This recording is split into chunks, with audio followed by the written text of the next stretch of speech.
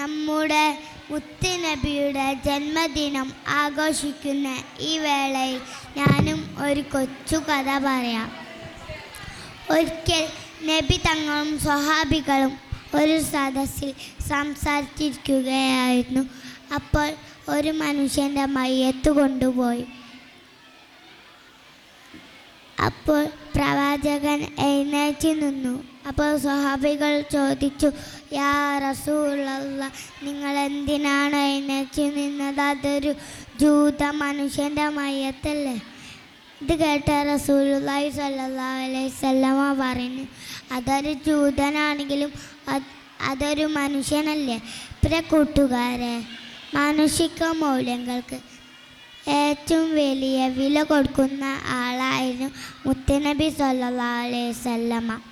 ഇത്രയും പറഞ്ഞ് ഞാൻ എൻ്റെ കൊച്ചു കഥ അവസാനിപ്പിക്കുന്നു. അസ്സലാമു അലൈക്കും. Thank you for the wonderful performance.